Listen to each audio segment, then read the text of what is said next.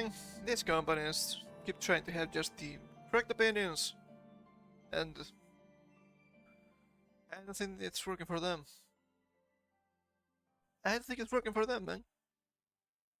It's looking kinda bad, actually. They keep losing. They keep losing a lot of money, and they don't understand the reason behind. I will never understand, I'm afraid. I will never understand. It's so strange to me. Let's switch the music.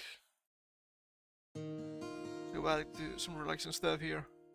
And just for the time being, we have some clips to watch, so you know, I'll need to stop that at some point, and that's okay. Yeah, really. Okay, let's see. Where am I? We have some updates on some stuff here, which is interesting. Let me bring up my browser. Okay, is this the correct window? It is. It should be, at least.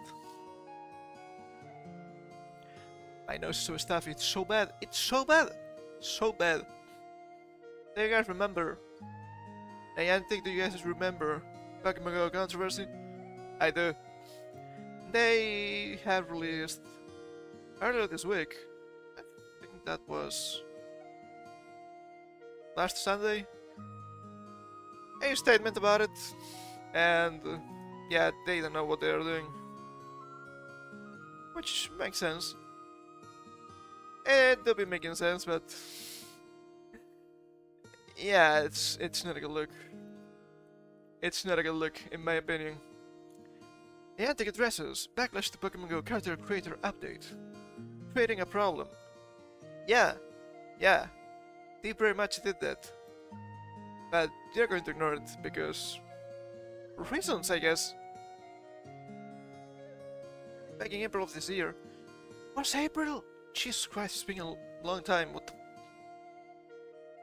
Was it April? Wasn't it May? I don't remember. I will take it. Pokémon GO received an update to its avatar system, with a new update to both the style shop and avatars. Trainers got access to a wider range of expression with upgraded cosmetics, develop their unique styles, quote-unquote unique, to be fair. Since that update, trainers can personalize their avatar by adjusting body shape, size, eye color, skin tones, and new hairstyles. True, but also false, because you cannot go back to the original avatar, not their proportions, and not their skin tones, which is kind of funny. You saw characters that were supposed to be or represent black people, and they looked pretty much grey, which I don't know if that's them trying to be quote-unquote red-pilled and based. I don't think that is the case at all, but it was strange. It was strange to say the least. I can see the character and yeah. 2024. Everything today is really 2024, and god damn, I don't like it. With that kind of update, seems like it would be a major win for all trainers. No, because you took away existing options. Even if you try to deny it, you did that. That is the problem. You want to give more options? Sure. You're forcing new options without the possibility of going back to all players. That's bad. That's always bad. There was a considerable amount of backlash following its implementation. Players felt that Niantic strayed a bit too far from previous designs, with a not insignificant amount of people calling the update a step back rather than upgrade. Yeah, not every update is an improvement. You need to remember that. In an interview with Eurogamer, Pokémon GO director Michael Stranka opened up on the response to the character creator update, and noted that Niantic has been working hard to find a place where all trainers are feeling satisfied with their avatars. It's not gonna happen. It's not gonna happen. It will never happen. Okay? Players need to adapt to the options you give them. But that doesn't mean that you can take away some of those options because the fat people, okay? Do not be the guy. There's here a little bit small, but we can still read it.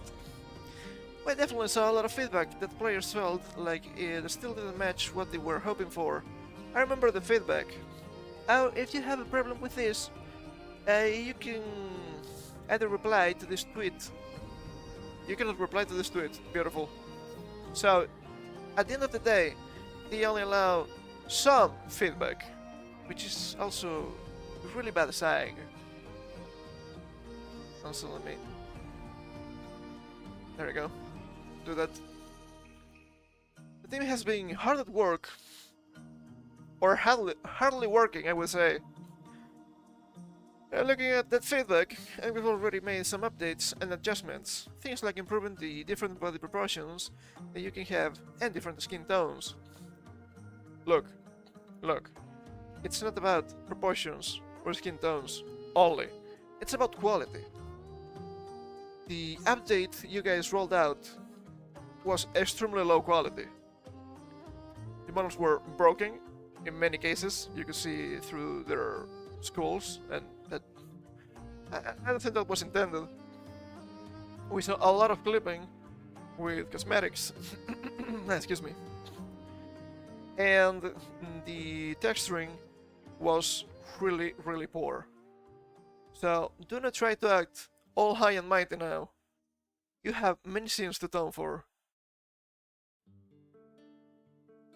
But I will say it's just the start. We want to continue adding more to the feature, making it more diverse.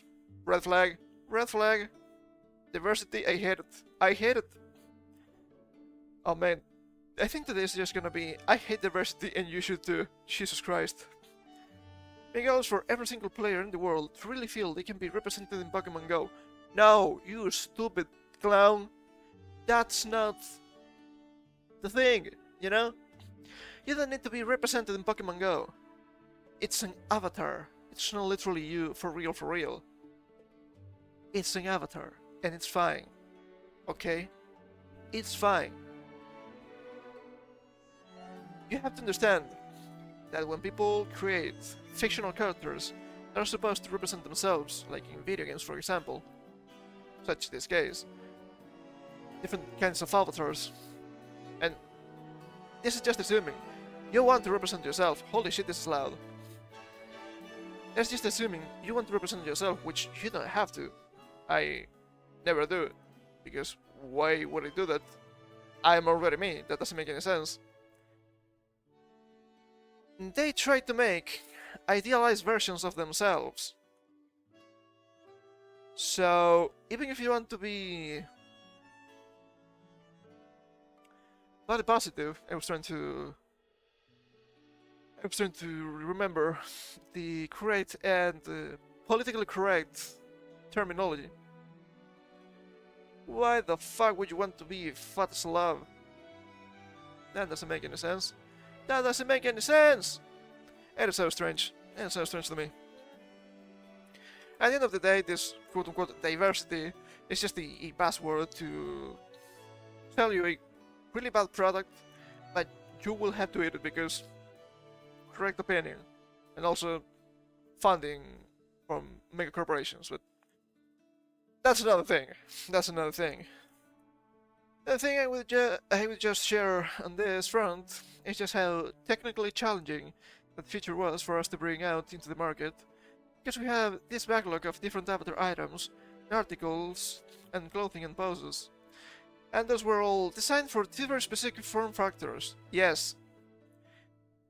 When did this game release? 2017? It's 2024. It's been literally 7 years.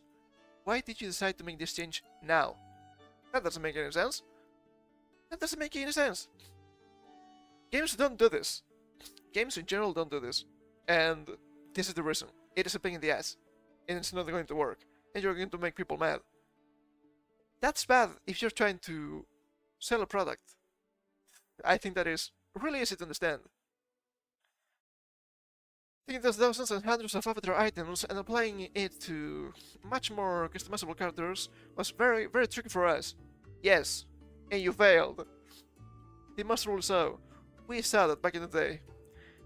But you have seen the feedback and have already been making some adjustments, and we have more to come. Please do not. Please do not. I'm sure there's some comments here. Let's see. Let's see what the experts say here. I like how your comment starts by bullying. Wait, hold up. Must have voted. But that doesn't make any sense. This is a response to something else. Okay, let's go from the bottom up. The thing I will just share on the front is just how technically challenging that feature was for us to bring. Yeah, this is a quote. I'm not oblivious to how hard it is to execute something like this. I'm also not going to upload something that obviously didn't work. 3 games with a large amount of outfits typically don't venture into this very territory, because it's extremely easy to mess up. That's what I'm saying. That's what I'm saying. The biggest issue here is that they didn't maintain a kind of backwards compatibility with the old avatars. That was the main complaint. That was the main complaint. Let the people who want to be represented by a more custom avatar do so, and weigh whether the issues are worth it for them. I would much rather just return to the standard avatar, because the stuff I purchased actually looks half decent. Yeah, that is pretty much it. Also, I want to add something. I'm not oblivious to how hard it is to execute something like this. Yes, it's hard, but because... How do I phrase this? Let me think for a second here. Even if it's hard work, it doesn't mean it's valuable or useful or people will like it. Best example, this. My goal is for every single player in the world to really feel they can be represented in Pokémon GO. The whole idea was flawed from the start. I don't want my avatar to look just like me. That's what I'm saying. That's what I'm saying. In many games I make women, because playing dress up is a little bit more fun with them. Some games they have, if not more, better options. Example given. Pokémon Gen 6 and Gen 7. The guys just look gay. The girls look pretty decent and the outfits work really well for them. I want it to look like what I wished I looked like. So giving us rumpier, dampier bodies and taking away options from players was a bad strategy. Taking away options is always bad. Giving more options? Sure, why not? Taking away options you had? For 7 years? What were you thinking, honestly? Everyone should be allowed to have an avatar with an hourglass figure or a trim, athletic build if they want. We want our avatars to be attractive. Yes, people love attractive people. Okay? It's fine. It wouldn't have been bad to add the overweight body types for those who wanted it, as long as they also kept what they had before. Yes, pretty much. Pretty much, you forced the change on someone that didn't want it. But they wrecked everything to include them, and I doubt there were very many people asking for overweight body types in the first place. But the shape is just one of the things they wrecked. The avatar system needs more than adjustments. It needs a rollback. And now I have to say something. And this is gonna make some people mad. And you know what? Screw you. You deserve to be mad. Overweight body types. Look, I'm not an active player, but we all played back in the true summer of love of 2017 when this thing first released. I'm pretty sure it was 2017. I might be wrong. I don't remember. Maybe it was before that. It was probably before that. I don't know. The main gimmick of the game is walking. You have to walk to play the game. You have to walk to hatch eggs. You have to walk to go from stop to get items. You need to walk to find new Pokemon to catch. How are you overweight? That overweight. Because I've seen some slobs like that avatar in the beginning of the article. That doesn't make any sense to me. That doesn't make any sense to me.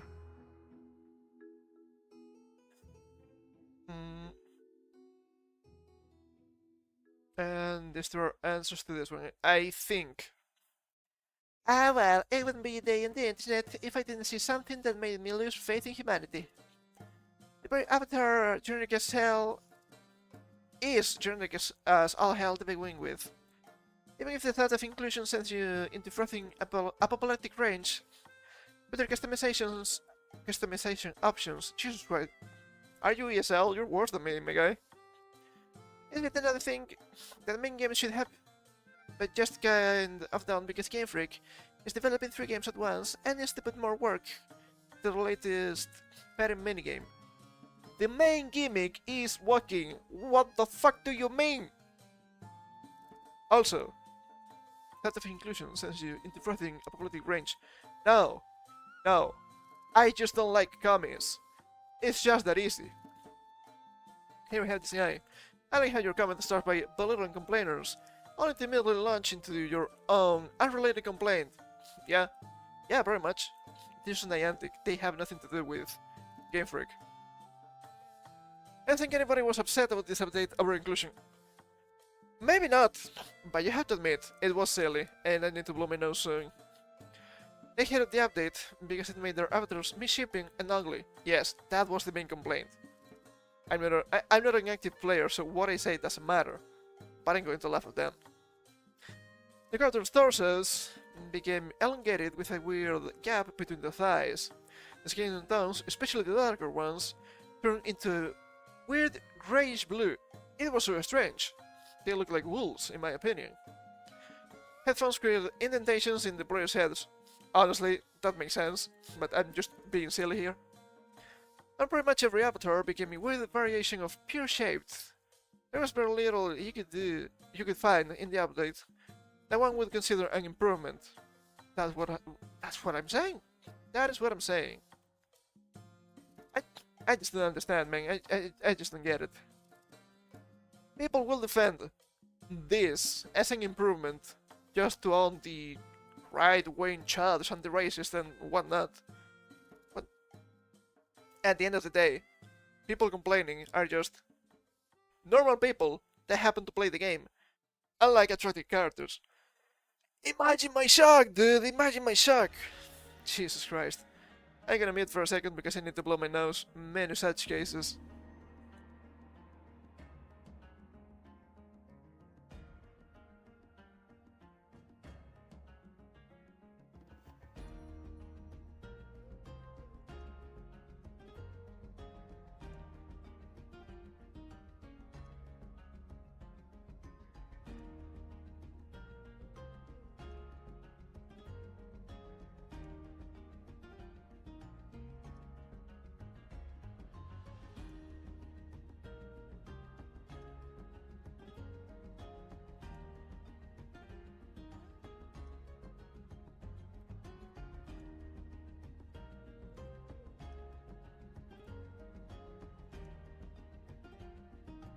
God damn, that was good. I think that also cleared a little bit my left auditive canal. Absolutely impressive, Jesus Christ. And yes, they're going to do something about this. It's not gonna be enough. People are gonna be still mad. This is probably one, if not the biggest controversy I've seen in Pokémon GO. Which is not a joke. It is not a joke. Speaking of jokes, and speaking of controversies in another company, we have more stuff for Adobe. I don't know what they were thinking, but they might have killed themselves, and I can only applaud them. Here we have from the Office of Public Affairs, the US Department of Justice. It doesn't get more official than this. A press release from June 17th this year. It was just Monday, I think. Was it Monday? It was Monday. This week. United States files complaint against Adobe and 2 Adobe executives for alleged violations of Restore Online Shoppers Confidence Act. I said this on Twitter. I read some of this. And this is absolutely disgusting. Absolutely wild. And I hope they crash and burn. They deserve it. Let's read a little bit here. The Justice Department, together with the Federal Trade Commission, the FTC, today announced the civil enforcement action against Adobe Inc. and two Adobe executives. Maninder Sony, Jesus Christ. This DEI, dude, this DEI. I don't know if there are actual DEI hires, I'm just being silly. And David Wadwani. Are they Indians? Fuck is wrong with these names? For alleged violations of the Restore Online Shoppers Confidence Act, or ROSCA. The lawsuit alleges that the defendants imposed a hidden early termination fee on millions of online subscribers and that Adobe forced subscribers to navigate a complex and challenging cancellation process designed to deter them from canceling subscriptions they no longer wanted.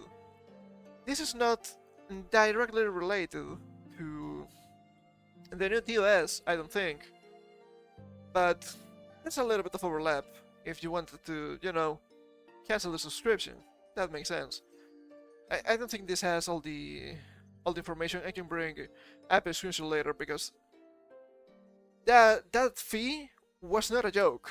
Was not a joke. Or it's not a joke, I guess. Adobe Inc. is a software company that offers online subscriptions to design and productivity software applications via its website, adobe.com. David, I don't say the surname, I don't give a fuck anymore, is Adobe's president of digital media business, and Maninder is Adobe's vice president of digital go-to-market and sales. Okay, sure, that sounds good to me. According to a complaint filed in the U.S. District Court for the Northern District of California, the defendants have systematically violated ROSCA by using fine print and inconspicuous, hyperlinks to hide important information about Adobe's subscription plans. That is not only it is slimy, but as we can see here, I'm pretty sure this is illegal. Including about a hefty early termination fee that customers may be charged when they cancel their subscriptions. The complaint alleges that for years, Adobe has profited from this hidden fee, misleading consumers about the true costs of a subscription and ambushing them with the fee when they try to cancel. Wielding the fee is a powerful retention tool. It is a really powerful tool. You will see the numbers. It is wild. It is absolutely disgusting. The complaint alleges that... Yes, we're in this paragraph. The complaint alleges that Adobe has further violated ROSCA by failing to provide consumers with a simple mechanism to cancel their recurring online subscriptions. Instead, Adobe allegedly protects its subscription revenues by thwarting subscribers' attempts to cancel. Yeah, that is coercion, that is blackmail at best. Subjecting them to a convoluted and inefficient cancellation process filled with unnecessary steps, delays, unsolicited offers, and warnings. And now I have to add, didn't Funimation or Crunchyroll, one of those slimy anime platforms, do something like this not that long ago? When people were fleeing because my opinions or the big stuff? Yeah, I don't think that's legal. I don't think that's legal. The lawsuit seeks unspecified amounts of consumer redress and monetary civil penalties from the defendants, as well as a permanent injunction to prohibit them from engaging in future violations. That makes sense to me. The Justice Department is committed to stopping companies and their executives from preying on consumers who sign up for online subscriptions, which it is really easy because people forget, right? By hiding key terms and making cancellation an obstacle course. You know, sailing the seven seas, I understand. It's pretty understandable. State Principal Deputy Assistant Attorney General Brian M. Boynton, what a name, head of the Justice Department's Civil Division. He will continue to enforce ROSCA against those who engage in such misconduct. No company, whether it is a small business or a member of the Fortune 500 like Adobe, is above the law. They shouldn't be. They shouldn't be, but they keep buying politicians and you know what happens. Companies that sell goods and services on the internet have a responsibility to clearly and prominently disclose material information to consumers. Yeah, said U.S. Attorney Ismail G. Ramsey. J. Ramsey, my bad. For the Northern District of California. It is essential that companies meet that responsibility to ensure a healthy and fair marketplace for all participants. Those that fail to do so, and instead take advantage of consumers' confusion and vulnerability for their own profit, will be held accountable, as they should. As they should, honestly, as they should. They have trapped customers into year-long subscriptions through hidden early termination fees and numerous cancellation hurdles, said Director Samuel Levine of the FTC's Bureau of Consumer Protection. Americans are tired of companies hitting the ball through subscription sign-up and then putting up roadblocks when they try to cancel. Not only Americans, but I agree. I mean, this is from literally from the US, so checks out, but yeah, it's not only Americans, actually. FTC will continue working to protect Americans from these illegal business practices. Thank you. Do we love the government now? No. But they can do something right from time to time, I guess. Trial attorneys Francisco L. Unger, Amber M. Charles, Zachary L. Cohen, and Wesley and Manuel Pillay, Jesus Christ, bunch of DEIs here, of the Civil Division's Consumer Protection Branch, and Assistant Director Zachary A. Deitert, are handling the case, with assistance by Assistant U.S. Attorney David M. DeVito. They have Daddy DeVito here, goddamn, for the Northern District of California, in coordination with the staff of the FTC's Bureau of Consumer Protection. If you want more information, you can click the link. Now, let me bring up the thing. Let me bring up the thing here. What was it again? This one, I'm pretty sure. This one, I'm pretty sure. I have a lot of stuff open here.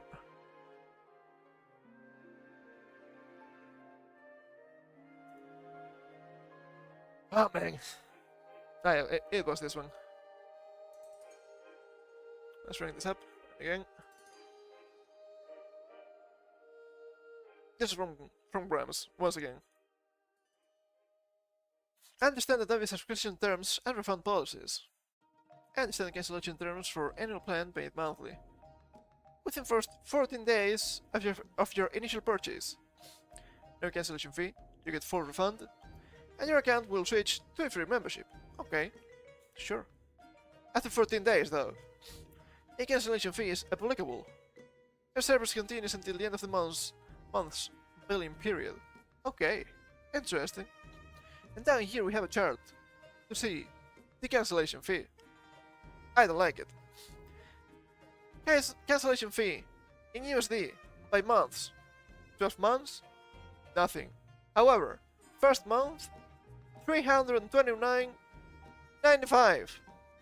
That is 330 USD to cancel an Adobe product on the first month.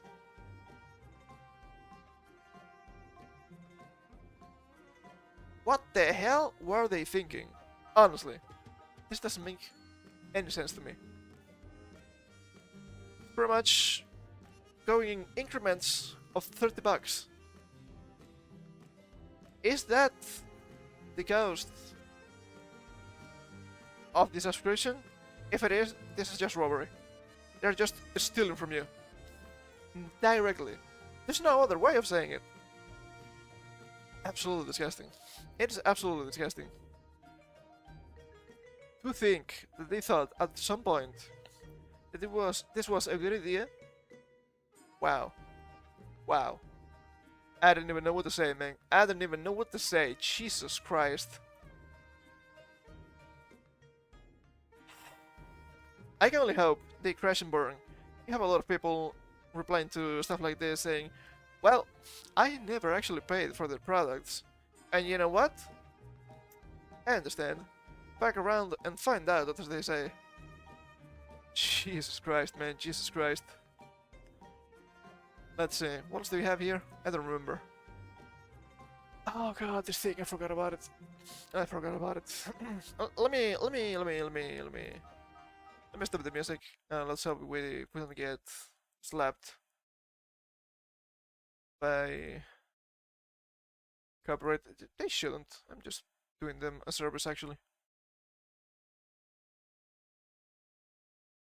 Okay, let me see. I hope this is big enough. I hope this is big enough. This is from Ubisoft. Oh god, my chat died. Why? It's always Twitch chat. Jesus Christ. Give me a second. Give me a second. If I go to the web, it should go back up. It usually works, at least. It's loading. It's loading. It's loading. It's back. Thank goodness. Thank goodness. Okay. Okay. This is from Ubisoft. Because Assassin's Creed. That is not the correct one. That is not the correct one. There we go. Here we have a fantastic tweet. I think this is supposed to be a TikTok, but you know. From Access the Animus, the Assassin's Creed TikTok account has issued a dubbing challenge for fans to have their voice recorded for an NPC in Assassin's Creed Shadows. But why? But why? This is working for free, by the way. Here are the instructions by none other than Danny Wallace. Rules. 2 minutes. Let's try to survive. Okay. Hello, my Assassin's Creed friends. I have a question for you. How would you like to voice a warrior NPC in the upcoming Assassin's Creed Shadows? I don't wanna.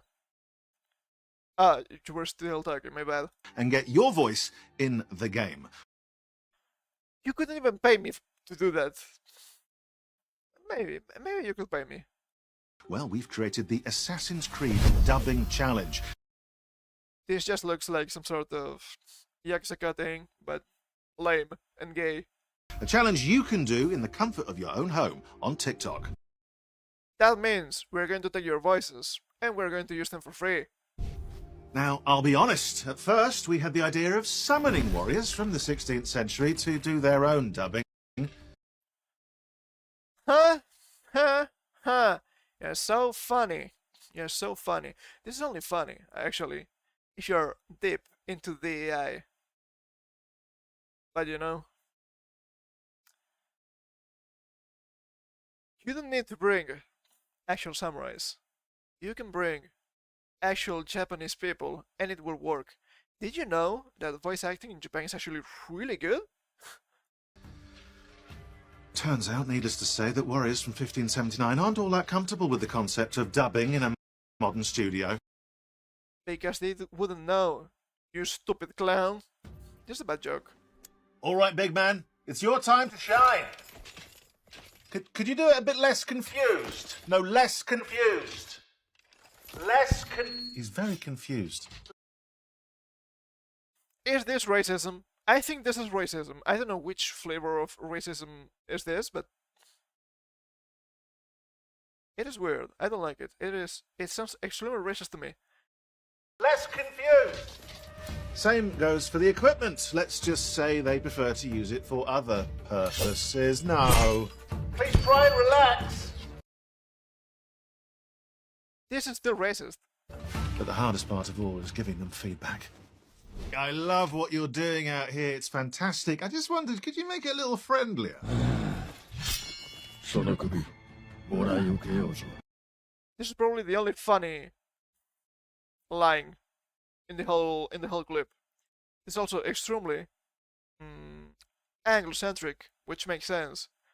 Do you understand that if you want to communicate with a guy, you cannot use English, right? So I'm speaking Japanese. He's also saying, I'm going to take your neck. If only. It was a joke, it was a joke. Exactly. So that's why you can try your hand at the dubbing challenge. No. It's gonna be lame, it's gonna be gay. It's gonna be extremely low quality. Right now. Respond to the duets post by dubbing iconic lines from Assassin's Creed and reply by posting with the hashtag Assassin's Creed Dubbing Challenge. But this is probably just a marketing ploy. They haven't challenged? Yes. Yes. It looks bad. I don't like it. It looks also extremely racist. At least this clip here. They've made a mistake. A single one? No, they've made many. Many mistakes. This is only one of them. it does not stop there, because in addition to getting your voice in the game, we will also give you a professional vocal coach and a professional recording session. That sounds okay, that sounds kind of cool, maybe. But there's always a catch.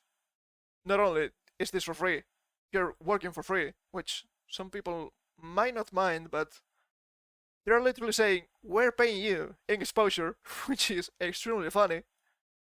But there's another catch. And a whole ton of Assassin's Creed surprises as well. Basically, it's like a free trip to London. It's A free trip to London? That doesn't look like a good idea to me. I don't know what to tell you. going to be brilliant. All your mates are going to be very jealous. Jealous? Of London? Sure, we can't believe that. I've seen London nowadays. Not directly, but I know London nowadays. You couldn't pay me. You couldn't pay me for that one. So that's all you need to know. Get involved and good luck. I've always wanted to use one of these. I now declare the dubbing challenge open. What the? I'm fine, actually. No one cares. If only that was a poison bomb. But unlucky. Unlucky for us, it is not. And here we have the official rules, and I love the replies. They work for free, it's one thing. Being forced to go to London for it, it's just taking the piss at that point. This woman is British, so it's even funnier. Payment in exposure. Yeah, no, don't work for free. No, do not. I just wouldn't do it on principle, because this is the new Assassin's Creed and it looks bad. But yeah, they get paid. If not, the hell out of here.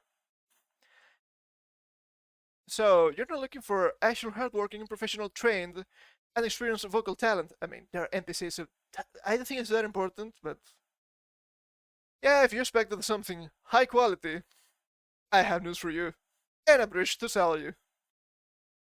Because if you were, you would be paying them the DVAA standard rates for an A game. Only a single A, mind you. Such as Assassin's Creed of 200 to 350 hour USD an hour. I'm struggling here. Young Union and 225.5 hour Union. Jesus Christ, that's a lot of money. And TikTok, of all places, shameful and embarrassing. NPC or otherwise, pay your talent. No, they don't need to do that, because they have the correct opinions. So now you will work for free. Is this Soviet Russia yet? Is this Soviet Russia yet or not? God damn. It's so bad. It's so bad. I have more stuff on the Twitter here, but I'm gonna take a sip first. I have some more videos here. Now, it's time for us to rag on the Twitch. We have some videos of John Twitch himself. We have here Dan Clancy saying stuff about the platform that I don't like, and it's probably gonna be bad, and it's probably gonna get even worse for smaller streamers. Not looking good. Twitch is working on policies related to ads on channels that are not monetizing and how to handle it. You thought you could avoid ads by not being an affiliate. Well. Daddy Twitch doesn't like that. Free Asmongold. Clancy says Asmongold streams on his alt account because he feels he has enough money and doesn't feel good about subs slash gift subs. And that's fair. I understand it. Let's watch this. Twitch costs a lot of money to have like streams running. Sure. Yep. And for example, Asmongold, he doesn't have like ads on his channel, and that makes you, as Twitch, pay a lot of money for his services. Yeah, so and you lose money on him, right? So we're working on that with Aspen. Okay. We're working on that with Asmon. That sounds extremely ominous. And do not think for a single moment that it's only gonna be Asmongold. It's coming for all of us. It's gonna be bad. Because I've seen a lot of ignorance with ads on Twitch. It's only gonna get worse. Let's try to finish this though. Working on that with Aspen. So maybe he will be the only one to have a contract, or no? No, he won't have a contract. Okay. No, he won't have a contract. Yeah. We're just working on policies around monetization of ads with people that aren't monetizing right now. Monetization of ads of people who are not monetized. They are not going to make affiliate easier, which, to be fair, is actually really easy to get on Twitch. The numbers are really low. They're going to put ads on you, and you're not going to get money. That wasn't happening until now, until this thing rolls out. Even if people believes otherwise, okay? How to handle that. Yeah, but for that, you understand, like people like Asmongold and other people that turn off ads because it makes the viewing experience a little bit of a hassle. Actually, people who turn off ads, if you're affiliate or partner, you cannot. You can't. You can configure them a little bit. You have some wiggle room, and also I love how this guy said, just make the viewing experience a little bit of a hassle. That is an extreme understatement. Extreme understatement. It makes some streams literally unwatchable. And people love blaming Twitch. And you can blame Twitch to some extent, but you should blame the streamer directly. They can configure the ads. And they're choosing to run the ads the way they do. the reason he turns off ads is he makes a fair amount of money from sponsorships, and he doesn't spend a lot of money. No, that's true. Yeah, And the biggest he reason lives with rats and everything. yeah. By the way, the biggest reason He lives with rats. Look at me. And I so smug. Shut the fuck up. I don't think you're in any position to criticize someone like Asmongold, okay? Okay? You're here being buddy with John Twitch. I don't like this guy. turns it off is he also doesn't feel good about people subscribing and giving him gift subs. Yeah. Because he's like, look, I have money. I have enough money. I don't need you to use your money. Mm-hmm. And so that's why he streams on that channel. And same thing with ads. He's okay. I don't know if that's true. It makes sense. I don't think it matters his motivation for doing so. So, I don't know. But yeah, given the blatant misinformation about Twitch ads, it's gonna be wild. Because, let's be real, okay? Streamers, they're not the brightest tool in the crayon box. I get it, I understand. You don't usually have engineers streaming. A couple of them do, I guess, but it is rare, right? It is rare. And they usually tell you some stuff about how the ads work. That is not true. And I'm not saying that they're being malicious. They're probably just ignorant. But being ignorant is actually a really bad idea if you're trying to be assertive of something. If you tell me something about Twitch and it's wrong, you lied to me. And I don't care if you didn't know. You're a streamer. The most valuable coin you have is your trust. Is your how do they say this? Yeah, I guess trust is a good word. And many times I've seen this many times. Okay, and I'm not trying to shit on people because this guy is just a liar. No, but they are actually perpetuating a lie, and that is not good for streamers, and that is not good for viewers. It might be good for Twitch, I guess. I don't know.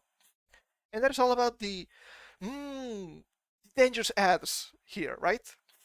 They tell you you cannot avoid running ads on your Twitch channel if you have at least the affiliate role, and that is correct. That is correct. But, and hear me here. If they have mid-roll ads, it's because they want them. Okay? Twitch doesn't magically run mid-rolls and pocket all of that money. I'm pretty sure that is against their TOS, and I'm pretty sure that is illegal. We'll see how that works with whatever they're making here, but that's not how it works, okay? If you have the ads manager, you get the option by default that is pre-rolls. That means when you enter a stream manually, that is not from a raid, or you reload the page, you get 30 seconds of ads, and that's the end of it, okay? If you want to turn off the pre-rolls, you have to run either manual ads. If you run 3 minutes, you deactivate pre-rolls for an hour. So I've seen sensible streamers doing this during their opening a screen, right? You have between 5 to 10 minutes, usually nothing is happening. You run ads, and people that start coming in the next hour, they get literally no ads, which is actually really cool. The other way of taking away the pre-rolls is to run schedule ads or auto ads. That means that you will be seeing 3 minutes of ads every hour, but you have to activate that on your own as a streamer. Okay? And the worst of all, which I find it to be pure lunacy, is streamers complaining of chatters complaining about ads. Oh, you keep complaining about ads, but you know that we cannot do anything about them. Yes, you can. Yes, you can. If you run pre-rolls and only pre-rolls, you literally get 30 seconds of ads in a single stream, unless they run manual ads. Some people do that BRB screens like, I need to go to the bathroom, I need to get more water, I'm grabbing something to eat. Nothing is gonna happen. We're running ads. You can do whatever you need to. In the time, we come back and you don't lose anything, right? Nothing is happening, so it's fine. But the worst of all is people have the audacity. People have the audacity of being, okay, if you think ads are that annoying, you can subscribe. And personally, when I read or hear this, I can only remember that chick years ago, we were all laughing at her. I remember the PewDiePie video about her. She was just an e-girl that was laying on her bed, doing nothing, and was complaining. Oh, if you have time to watch Twitch, you have $5 to subscribe. Don't you have $5? Everyone was laughing at that woman. But people are literally acting like that nowadays, and they feel justified for some godforsaken reason. It is just so strange to me. It is so strange to me. If you try to be a professional streamer, you live and die by your audience. There are literally thousands of streamers out there. You have to make your streaming platform or your streams in general the best place for people to be in. And yes, that includes ads. So, let's be real. If people don't like ads, they're going to complain. If people don't like ads, maybe at some point they're going to leave and never come back. And you have only yourself to blame for that one. And of course, they're gonna see, oh, but they're gonna pay me more if I run more ads. Well, no fucking shit, Sherlock. Of course that's gonna happen. 3 minutes, 30 seconds of ads in a single stream is gonna be way less money than 3 minutes each hour of a stream. That's simple math, okay? But it is the current year, and people believe that for some reason they're entitled to an audience. They're entitled to be professional streamers and content creators. It is extremely difficult. It is extremely difficult to be a content creator. You know? Yes, you see Asmongold, you see I don't know, Kaizenat, who has been breaking records lately, and all of those, like XQC, they make a lot of money.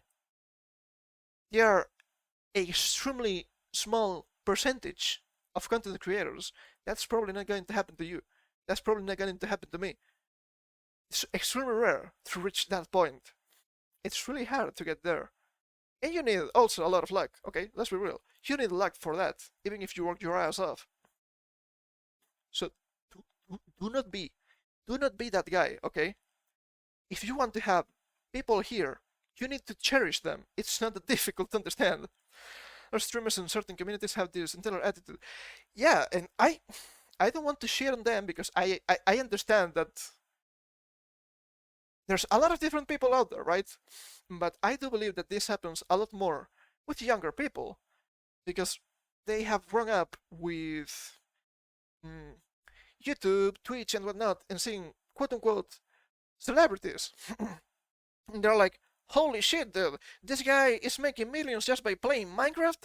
I wanna be that guy. I also can play Minecraft. It is way more complex than that. It is way more complex than that. And yeah, if you want to try and do that, sure, try it. But it's gonna be hard. It's gonna be difficult, okay? It's gonna be difficult. That is the ugly part. Most people don't make it. I don't remember the exact numbers, but if you are like a tuber, right?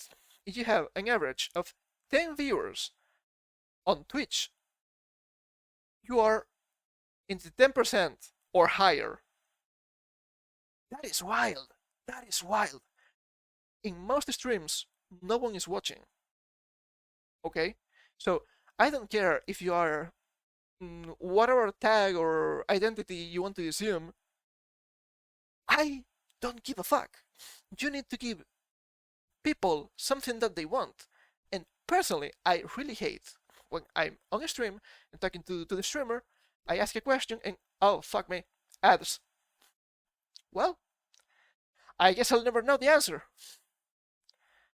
Just, you have to be the most fair to your audience because you are no one without them. Audience is more important to you than you are to your audience, okay? And people forget this, and I think it's really important. And I don't want to disparage people, okay? If you want to be a streamer, if you want to be a content creator, please do so. But as it often happens, you need to have proper expectations.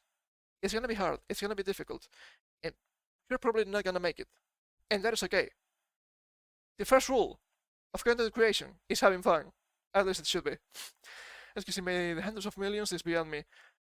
Yeah, I've seen a clip a couple of weeks ago of him talking really fast, and holy shit, I thought it was bad at the speaking. I couldn't understand the guy. Holy fuck, dude. It is impressive. That is talent, I guess. That is talent. It is absolutely wild to me. we have another clip of here John Twitch, which is a little bit of a deflect. I thought it was funny, so I want to take a look at it. With this same guy, he's deflecting hard because that's not really what happened. Okay. Twitch CEO John Twitch Dan Clancy explains why there's so much sexual content in his algorithm. It was not his algorithm. It was his following tab. I don't know if that's the proper term, but it was following those people, okay? One thing that I would do is, because we were having problems where people weren't labeling it, is I would actually look and then report things. Which is fair, but that's not what was happening. And here we have here, from Dance Gaming. Problem is, they were stories, and for stories, you had to be following them. Let's hear his excuse. Is this? Yes. Let's go. That went viral yesterday about Which you one? About you watching clips Oh. on the Twitter. Oh. Like it's the algorithm, right? He's Yes. ashamed. Oh, and was it that there were women in it? A lot of women. Okay. Yes. And I'll tell the story that was. Okay. Because of my role, Yes. one of the things I need to do is check to see whether or not, especially recently. Of course. Okay, yes. I do. Yeah, no, and so that's then good. the algorithm picks up on it. Yes. Right? Especially recently, I've been like, oh, this should be labeled. Oh, this should be labeled. That I would actually, to make, because, we have now the content labeling. Yeah. That if something is, they're supposed to label it. And Label like plus 18 and stuff like that. yeah, it's called content classification Yes. labels, and the streamer's supposed to do it. Mm-hmm. And one thing that I Supposed would to. do is, because we were having problems where people weren't labeling it, Mm-hmm. is I would actually look and then report things. You would need to go to the spiciest content to like see if it's labeled or not labeled. Yes, and I click on it's it, fair. and the way our algorithms work, when I click, Hey, it's a good excuse. yeah, Yeah. it's actually true. No, I know. It's It's actually true. I know. The same happens to me. Like on Twitter, it shows me like furry stuff and things. I don't know Yeah. why. Yeah. Yeah. He was running defense at the beginning, but yeah, it was a good excuse. This fucking guy. Also, to be fair, if Twitter is recommended you for stuff, that might be on you. But to be fair, he might also be a fan of Digimon, okay? That happened to me. It's not funny. It's not funny when it happens. But I thought this was a little bit hilarious, so yeah. Running a little bit of defense for the guy here. Obviously, what else do we have here? Okay, let's go to one of the main topics for today. Dude, this came out yesterday or 2 days ago, and holy shit, dude! I thought this didn't happen. What do you mean by this? I thought this didn't happen. So funny. From James O'Keefe. Breaking. Senior Vice President at the Walt Disney Company details discriminatory hiring practices. No way! I just don't believe it. Thank goodness. I was sitting down. Nobody else is going to tell you this, but they are not considering any white males for the job. I thought this didn't happen! What the hell? Says Michael Giordano, a Vice President of Business Affairs. There's no way we're hiring a white male. Said Giordano, a white male. There's a lot of racism towards white people now. Yeah, and they will tell you, no, it cannot be racism. It cannot be the racism, man. You need prejudice plus power. And even if that was the case, even if that was the definition of racism, are you gonna tell me nowadays, Western society, white people have a lot of power compared to the minorities? They're really powerful nowadays. They can cry racism and white people bend the knee. That is a lot of power. And with great power should come great responsibility. But no, they're I would say they're evil, so yeah. At least we have an actual admission of, yeah, this is happening, and this will keep happening. Where was I? Giordano reveals Disney uses good words and buzzwords They avoid legal action and never mentions a candidate being rejected for not looking black enough. That is wild to me. That is wild to me. You know what? You're black, but you're not black enough. Huh? Huh? You're not black enough for Disney. Jesus Christ, dude. Holy fuck. And we're not even entering into the realm of this guy was skilled enough. I don't know. I don't even know the guy, but it is. I'm shaking my boots at this point. I don't understand. Giordano also admits Disney gives bonuses to executives for practicing DEI. I thought that didn't happen. I thought that DEI was a conspiracy theory of the right wing. What the hell? It was true! It was true all along! Imagine my shock. I look so shook now. I mean that diversity helps with financial incentives. I've talked about this months ago, and it's true. Giordano further claims he's been denied promotions due to his race. Stay tuned for the Disney Tapes Part 2. I'm waiting, man. Oh well, these are the same people who were busted making intentionally making female characters ugly in video games. I have that just after this one. That is also really funny. Because they're like, oh yeah, this is happening, but you know what? Those evil right wingers, I don't like them. They were still wrong. Dude, this shouldn't be a partisan issue. This should be a merit issue, and maybe legal, I guess.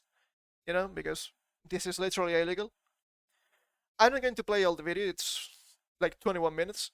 I'm gonna play the beginning to get the small summary of that, and I have an approximate timestamp for something that I thought was quite interesting. Let's get to it.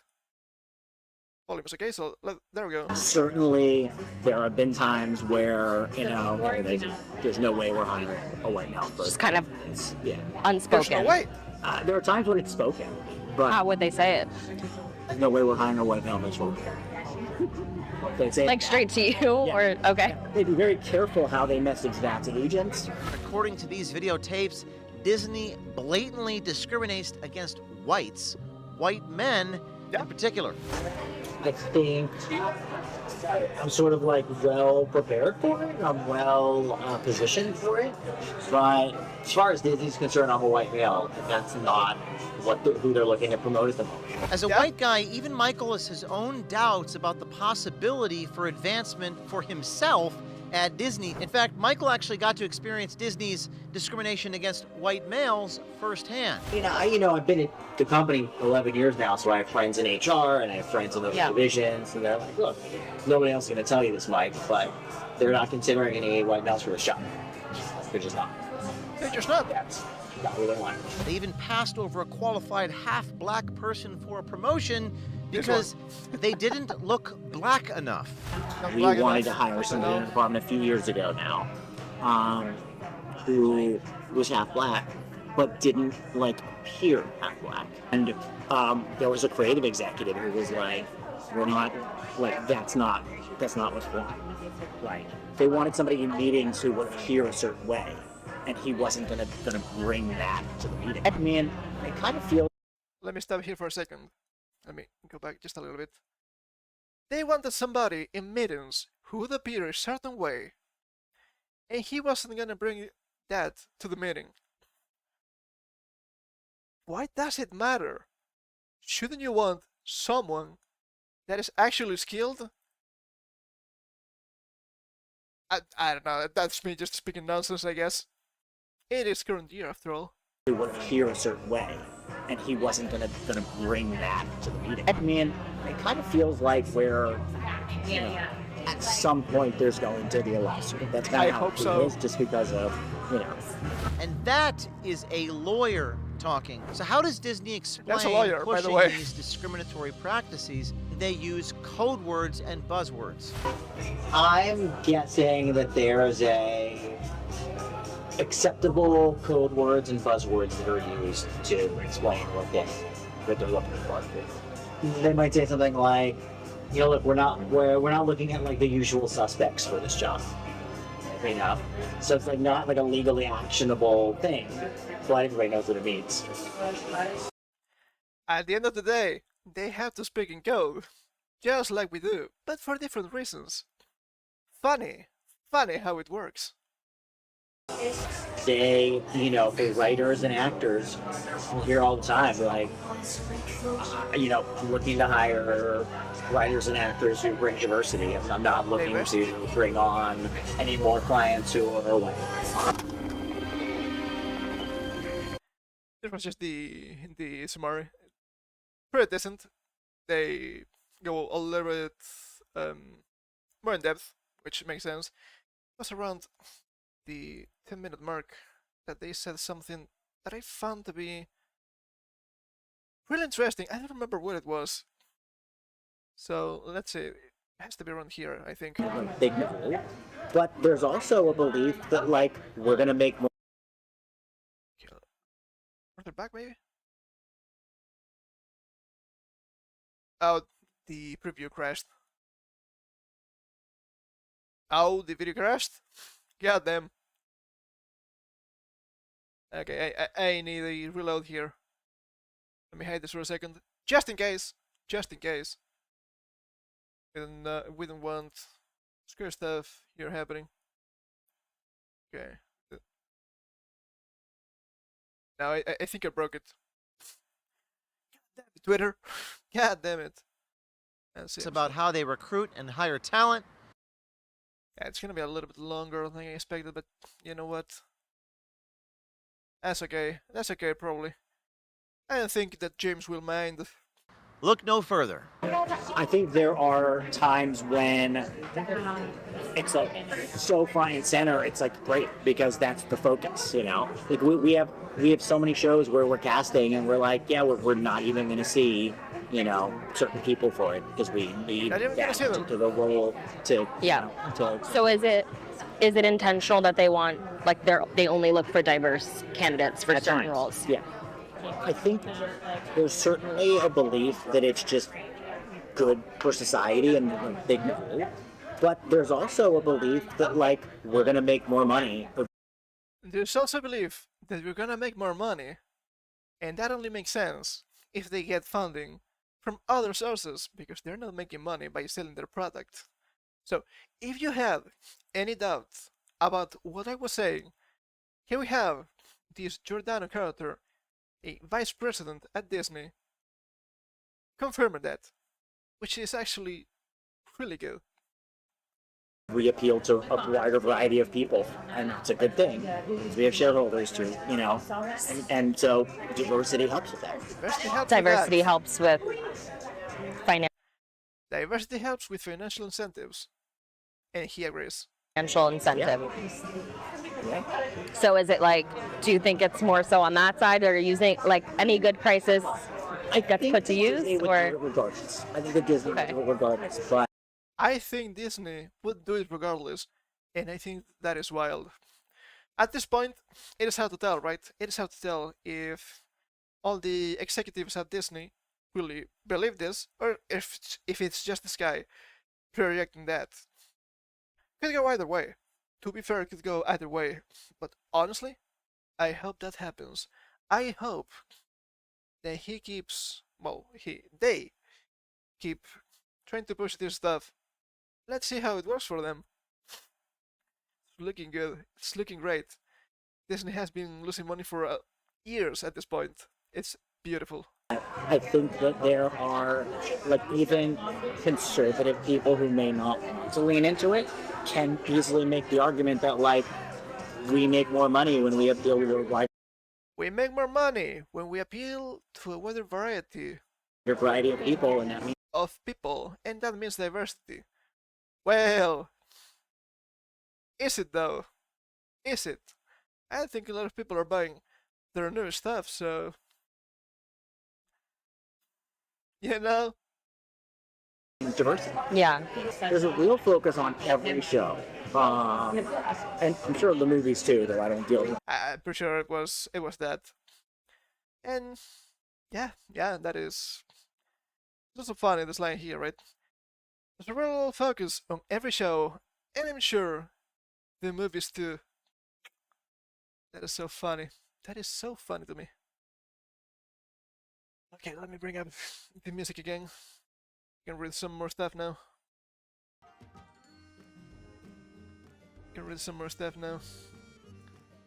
And look, if they want to be that kind of people, right?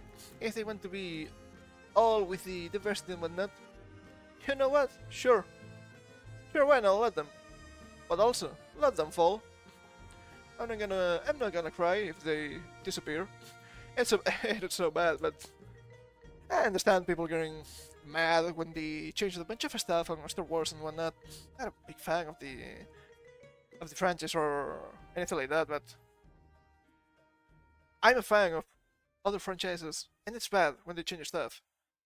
But people should know this is literally happening by their own admission. I'm not just a silly little guy on the internet spouting nonsense. This guy, Michael Giordano, in Vice President at Disney, agrees with me. At least with facts. Our opinions on if it's good or bad are different, because obviously they are, but please, it's literally happening. And if you didn't believe me that this was happening or not, or even if you didn't believe this guy, we have, oh baby. Suicide Squad killed the Justice League. Character artist confirms industry bias against attractive female characters. It's very difficult to pitch beautiful or paying black women in games without them coming back like grocery store aunties. We've all seen this on the on the Twitter, I'm pretty sure. But it's still funny. It's still funny because the guy is still in denial. I hate to give ammunition to the men of Gamergate. And we're like, dude, it's affecting your job. What do you mean? What the hell do you mean by this?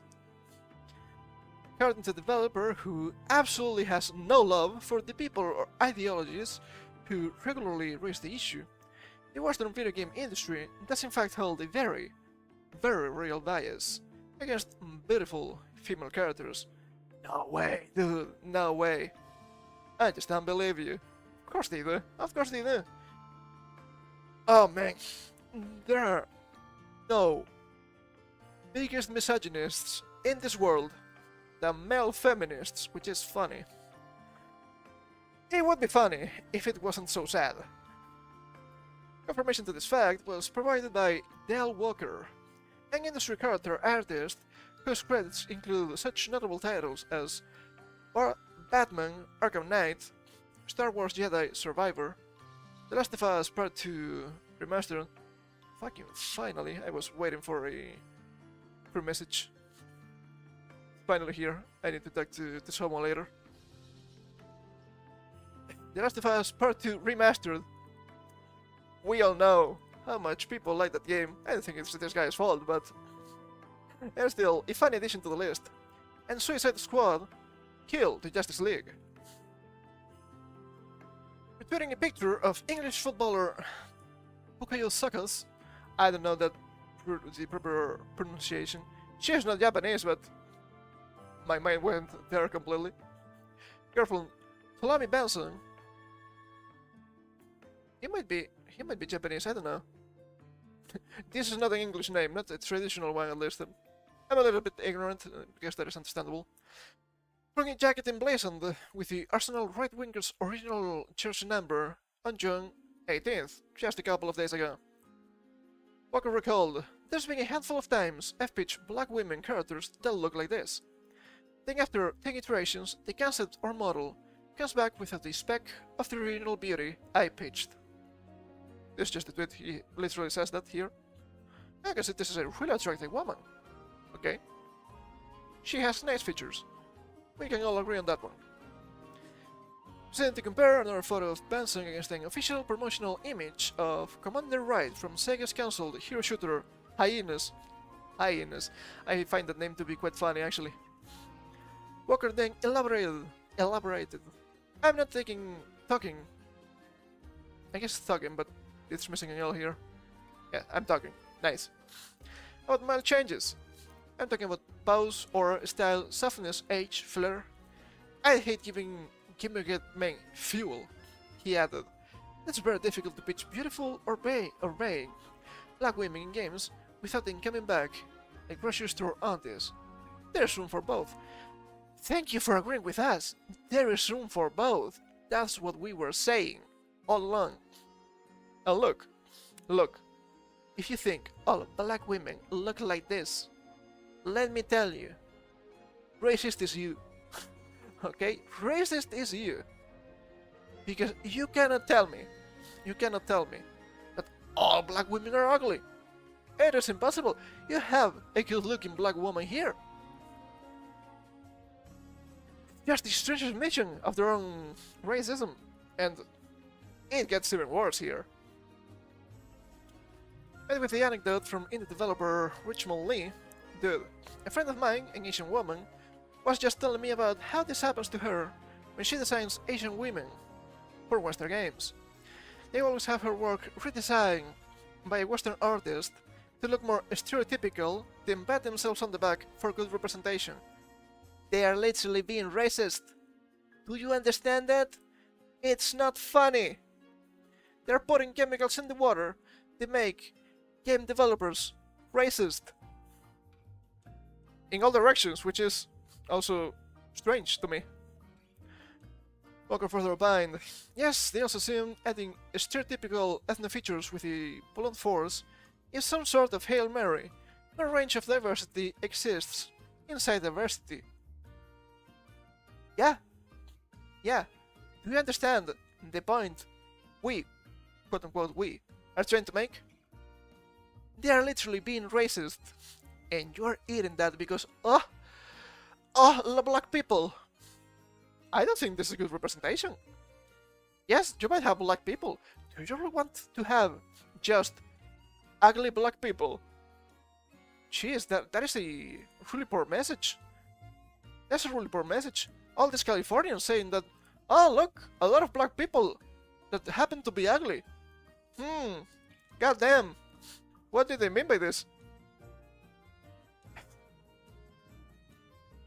Will they ever learn? Further, as to what he considered an attractive black female, Walker would agree with Rocksteady Games character artist Lois Starkey that Alan Wake's 2, Saga Anderson, was both beautiful and soft, in a way I hadn't seen for a while in games. Yes! He exclaimed in turn. A successful translation, for sure. Here we have the woman. Looks normal. Okay, looks normal. I'm not gonna say she looks beautiful. She looks normal. Do we have to bring out the Quantum Break? How she was supposed to be a traditional Swedish woman, and now she's a curnier Swedish woman? If you know, you know. If you don't know, yeah, things are bad in Sweden. She looks normal, and that is okay. That is okay. I never played Alan Wake, but to me it looks like a game that has a lot of normal people. Because the point is not, oh look how beautiful they are, it's just the psychological adventure. That is okay, that is fine. She looks normal. There you have it, players. The next time someone attempts to belittle you or write you off for noticing that your favorite female video game character, at least in the West, is starting to look more and more rough, you can rest easy knowing that even industry insiders are aware of and fed up with this insulting trend. But they still are not pushing against it. So, I don't know. Let's see what the experts are saying. This guy is still the enemy. Probably. Probably. He's not the worst. But he's justifying this. To some extent. Oh, not justifying, but he's letting it happen. Which doesn't make any sense. I wouldn't want my work to be bastardized by, you know, Californians. Well, I have to deal with this with my favorite games. Nintendo understands the value of keeping their latest cute. Nintendo has other problems, but yeah, we've all seen the Paper Mario stuff. Not the best still. from Star Wars is Hades. Good way of spelling it, I guess. What does the left have against the attractive, feminine-looking women? They cannot be. They have to be men now. It offends the goddess of equity. Yeah, many such cases. Many such cases. It is strange that you have people saying, "Oh yes, this is actually happening. This is literally happening." But you know, even if it's happening, even if this is messing with my work and whatnot, we let this happen. But why? Why would you do that? Why would you do that? And it's getting worse. It's getting worse, dude. It's so bad. Speaking of bad-looking characters, do you like orcs? God damn, this orc looks kind of cool, not gonna lie. Strong, savage. That is an enemy. That is a true enemy, man. However, here's the current year. We all remember how years ago they were complaining, "Oh no, no, no. The orcs are racist." It's clear that they're barbarian. They're just tribalistic. They're just stupid and they kill people. Obviously, they are a reference to black people. We never understood how or why someone would say that, but that's what they said. So, what was Wizards of the Coast solution to this? Making them Mexican. They're Mexican now.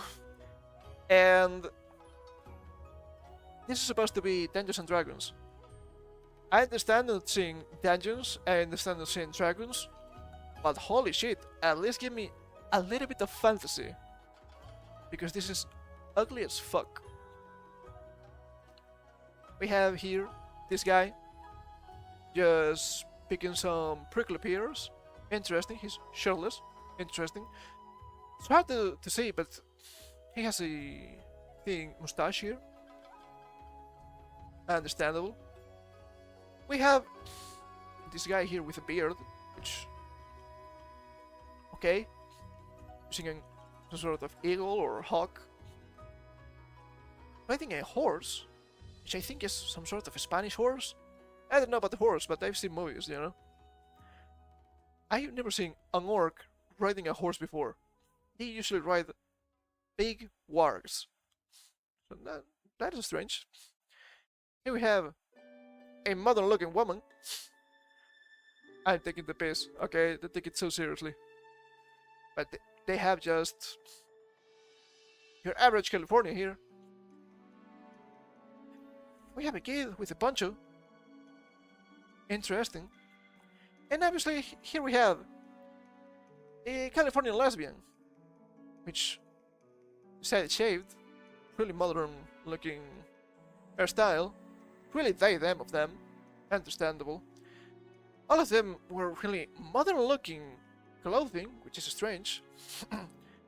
This is an axe because they're extremely obsessed with female warriors now. It gets worse than this.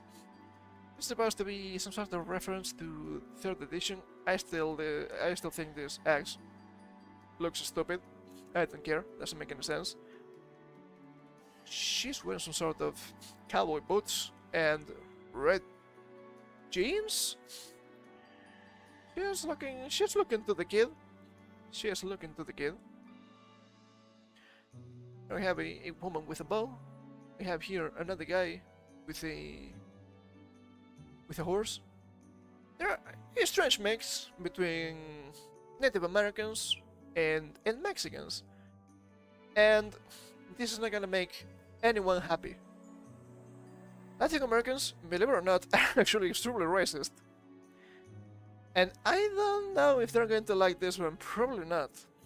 But also, at the same time, it's strange, right? It's strange their obsession with orcs and how orcs are minorities. So, obviously, I'm going to build a wall and I will make the orcs pay for it. What did Wizards of the Coast mean by this? I don't even know. I don't even know. And look, as I said on Twitter, I've been getting up to date with the official videos of the new edition. It looks bad. It looks bad, okay? On one hand, I appreciate some of the changes. Weapon masters are kind of cool, okay? So that's fine. The barbarian having access to their rage more times, it is cool. You get them back in a short rest instead of long now, so that is nice. And then you have less restrictions. Oh, everyone can do everything. Oh, well, if you're raging with your barbarian, now you get to use strength instead of a bunch of stuff for skill checks. Look, intimidation makes sense. Stealth, you know what? I can see it. Persuasion? Now you're smoking. That doesn't make any sense. Come on now. You cannot tell me strength and charisma are the same, okay? That doesn't make any sense. And they will tell you, no, it's like some sort of transformation. It's a supernatural power.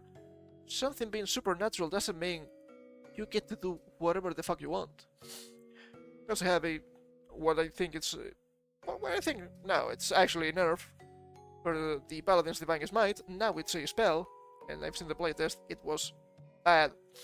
It was a bad spell. I hope it's a little bit better. And yeah, you remember when you had to make decisions with your character? Now you don't have to. You can change all of them. Give me limitations. They're fun. But the worst part of all, as per usual, it's the art. I'm looking at the art, and I'm noticing too much. First of all, I haven't finished with this one. These are supposed to be orcs. Back in my day, orcs were just monsters, okay? You usually got to play half orcs, and you see at them and they look literally white. Pure orcs were gray.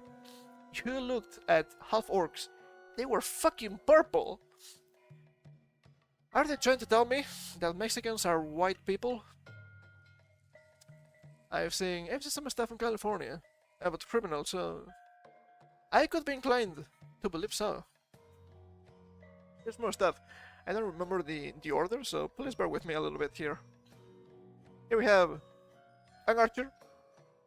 I would say it's probably a ranger. Okay, sure. Next one. Female warrior, once again. I'm pretty sure this is supposed to be the champion fighter in their book. Looks like a fighter. Another minority with dreadlocks once again. Here we have is this supposed to be a halfling rogue, I think? She looks like something. I don't know exactly why, what, or how, but this is an image. This is an image. You have a lot of content creators. Oh, the beautiful art. The high quality art. Now, it's high definition. Okay, it's high definition. But this is not high quality. This is really ugly. And something I don't quite understand. Well, I do understand, but it's a strange admission by them. Is their obsession with tieflings. For those who don't know, which I didn't until I started playing D&D. Tieflings are supposed to be a humanoid race. They have some sort of demonic influence. They don't have to be evil, but they're usually a little bit chaotic, shunned, and sometimes crooked, right? They're obsessed with tieflings here. That's the race the gays love to use, so that makes sense. And above all, they're obsessed with tieflings using divine magic. It is so strange. It is so strange. Here we have the female Goliath barbarian. God damn, Dwayne Johnson looking ass. Here we have another elf with a really modern hairstyle. As in animals, it has to be the Beastmaster, I guess, Beastmaster Ranger. That doesn't look like an elf, okay? Hate to be that guy, but elves are supposed to come from Norse mythology, as far as I know. Have you just seen those guys? They're really white. That's true. It gets worse. It gets worse. But yeah, this looks absolutely ugly, okay? And back in the day, when we were talking about the onion rings of power, I didn't really care about the elf being black. I thought it was more important that the guy had short hair. It's an elf. Please, give the guy long hair, a wig, extensions, whatever. Be real. That Don Lemon looking ass. Jeez. It's just the aesthetic, okay? It's just the aesthetic. What else do we have here? Oh, just as I was saying, a tiefling with a divine class. I don't think this is a paladin, I think this is a cleric. But still, a demon using divine magic. There are two possible readings, and I don't like either of those. There's like 3 or 4 more images like this one, so please bear with me. Here we have the face of the paladin class, the Oath of Vengeance, female orc. Look, if I'm playing a paladin, I'm probably not gonna play an orc. Maybe a half orc, but only maybe. The stats are good, traditionally. Races don't give stats anymore, which I also think is a bad idea. Here we have a... I don't know if this is supposed to be Southeast Asian or a Latina... Can I assume gnome? I think this is a halfling. It could be, it could be. More tieflings here. I like the cat. The cat is nice. The animals are the only good looking thing I've seen. And some Dragonborn are also cool, to be fair.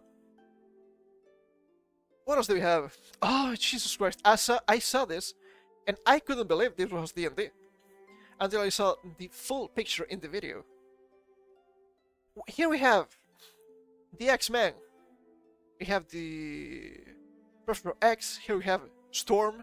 And here we have some other guys that I don't really know too much about. This is so weird to me.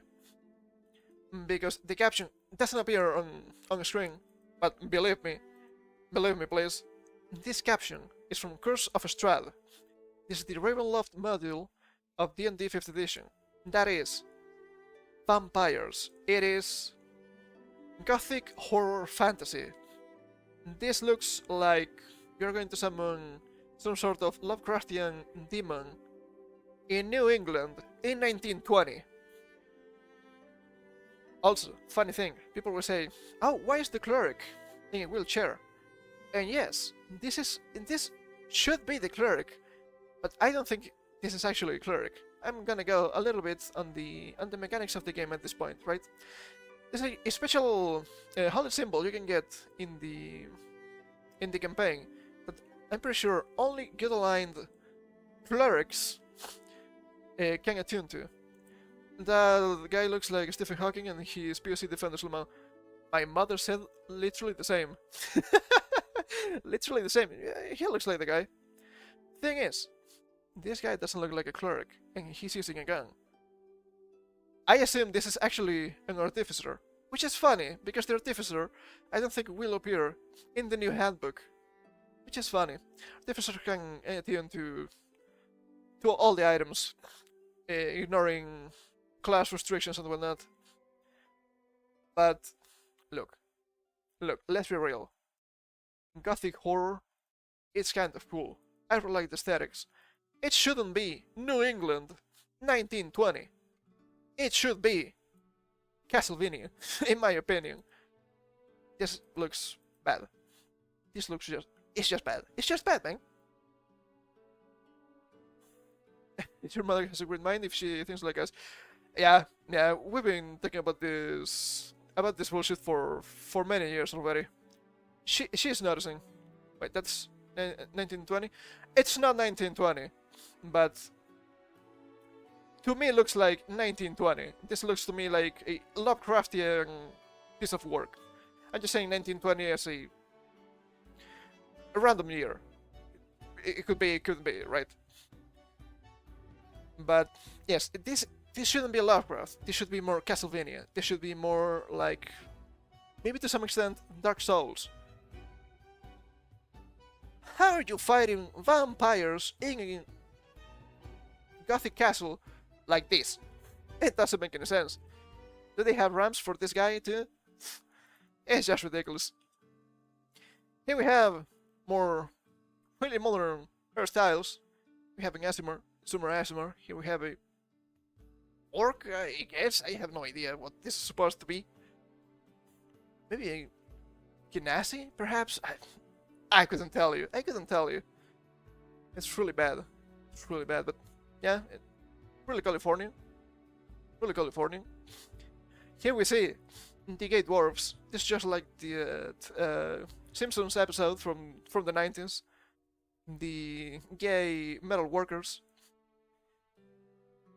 And you have here an Asian woman.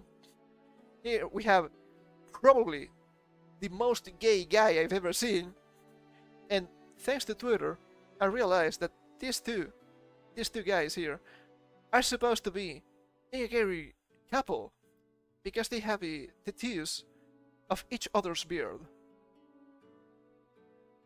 This is supposed to be fantasy where you fight evil monsters and get treasure. We're not gonna see much fighting. You're not gonna see much fighting. That's strange. Why are you making bread? Shouldn't you be making something cool? I don't know what they're making here. Maybe it's actually a cool magic item. But if you sell me a campaign like this, I don't wanna play. I just don't wanna play. What else do you have? Ah yes, the elves.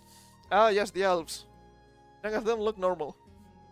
I understand that we have some sub-races for elves and whatnot, but here we have another black people with dreadlocks. Keeps happening.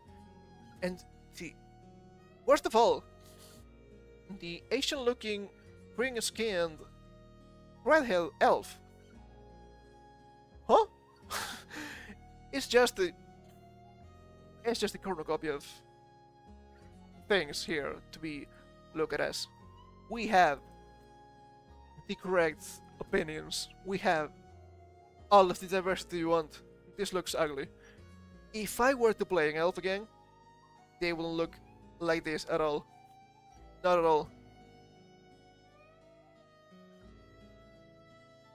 The better looking is this woman, and I think she's supposed to be Romanian because of the hair. I might be wrong. Okay. They're just so ugly, dude. They're so ugly.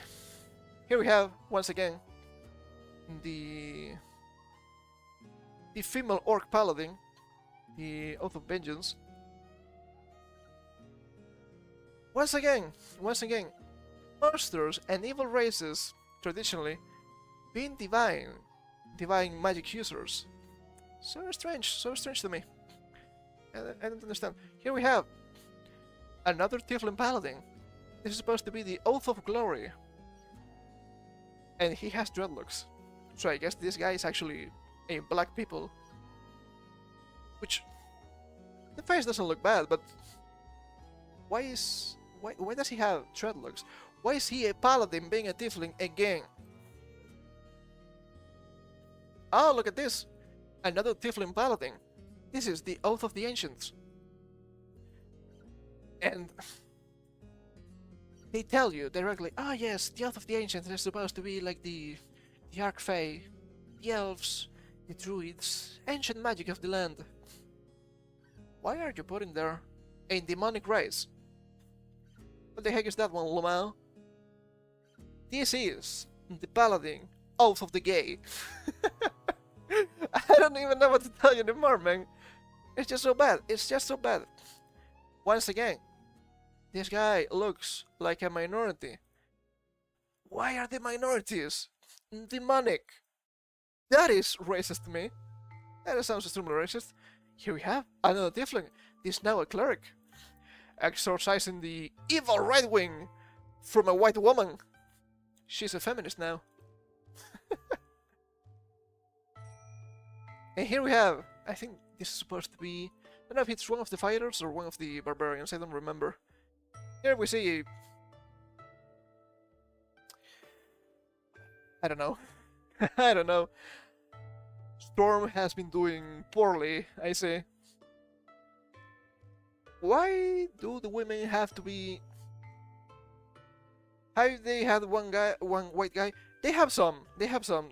I don't have them on my compendium, but they have some white guys. The Berserker Barbarian, for example, is just a Viking-looking guy. It's white with white hair and tattoos on the chest. And there is some other guy. I only remember that one at this moment, but they exist, but they're probably gay. I mean, we can go back to the dwarves here, and we have this guy. This guy is white. It's a dwarf, but it's white, but it's gay. We are only allowed to be white, if also gay. But yeah, if we come here, they keep trying to sell me old women warriors, and I don't understand why. Women warriors, sure, whatever, we don't fucking care. Why are they all old women? Why are all the human women old as fuck? That doesn't make any sense. It's just pure salvation at this point. It's just so annoying, man. It's just so annoying. It's so bad. And you can play this character if you want, but are you trying to really tell me this is the only fantasy we have officially? Which also apparently I'm not quite sure on the specifics here, but apparently some of these characters are supposed to be from a really old setting called Greyhawk. I don't really know too much about it, but I'm pretty sure people are not really happy about it either, because you have the usual, oh yes, look at these. It was a great sorcerer of some sort. I think it was an elf, maybe a goddess. I'm not quite sure. I'm not quite sure. When I found that I didn't save the image, and you look at that, and it looks like some sort of Asian woman. Again. I don't understand why. Look, it doesn't make any sense to me that you have to add racial features of humans to fantasy races, okay? Stuff like Tiefling, I could understand, because they could be actual humans that have the influence of demons. So obviously they would have features of those humans, right? If you come from a black family and you're a black guy and you have Tiefling features because of the demonic bloodline or whatever, you're still a black guy. I get that, but where do we have the elves here? This doesn't make any sense. This doesn't make any sense. Elves that are really long-lived, why would they have the same features as people that live so short and evolve really fast? In comparison, that doesn't make any sense. The same could be said about the dwarves. How do you have black dwarves when they are mining, or some of them live in the Underdark? It's just nonsensical. And look, if you're playing at your table and you wanna be, I'm making a Chinese dwarf because I wanna play an artificer that makes guns, and I think the Chinese creating gunpowder and whatnot is a really cool orgy, and they have really cool aesthetics. I don't give a fuck. It's your table. You can do whatever you want. But this is official material. And they are gonna tell you, but now this is for everyone. This is for everyone. If this is for everyone, it's for no one. Let me tell you. Let me tell you. I have a couple more articles here. I wasn't showing the dwarves here. My bad, but we saw them before. We saw the elves here too. I didn't realize I had the window hidden. My bad. But yeah, it doesn't make any sense for them to have these features. Doesn't make any sense. Also, some of them are purely magical, like, well, maybe not purely magical, but really magical, like elves, right? I don't know, it's just, once again, oh, they have to represent the real world. No, 98% women. Male elves are also women. Yeah, the male elves are black for some reason. It's just so stupid. It's just so stupid. It's just a game of make believe. But you're actually shitting on almost 50 years of tradition with this. And the new system looks really bland, okay? It looks really bland. It might be interesting, it might be fun. I'd rather go backwards than forward, not gonna lie. I think I will play D&D a lesson, but you know. Here we have. All of this was D&D, yeah. All of this is D&D, the new edition. This is all Dungeons and Dragons. Supposedly. Really funny. Really California at the moment. It's not surprising. But it's still disappointing. As it should be. Then here we have this article from The Guardian that has been making the rounds in social media lately. The disturbing online misogyny of Gamergate has returned, if it ever went away. While some of their language has changed, the sentiment of this latest aggressive movement is just as distressing. It is time for the games industry to stand up to it. Sure. Look at who wrote the article and you will know why. Yes, this humanoid-looking thing. This they-them.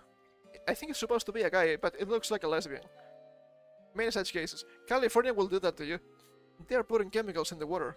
Do not forget that. A few months ago, I wrote about the consulting agency Sweet Baby Inc. Sweet Baby Hate that found itself at the center of conspiracy theory.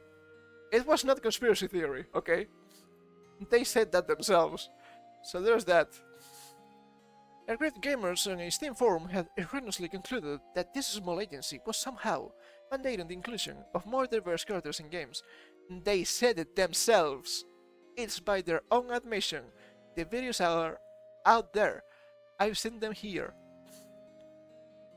The Gamergate is lies. Gamergate was just what's her name line and ruined that guy's life until he couldn't take it anymore. Yeah, I read about it a little bit when all the Sweet Baby nonsense started to. But yeah, they want to latch onto how to say this.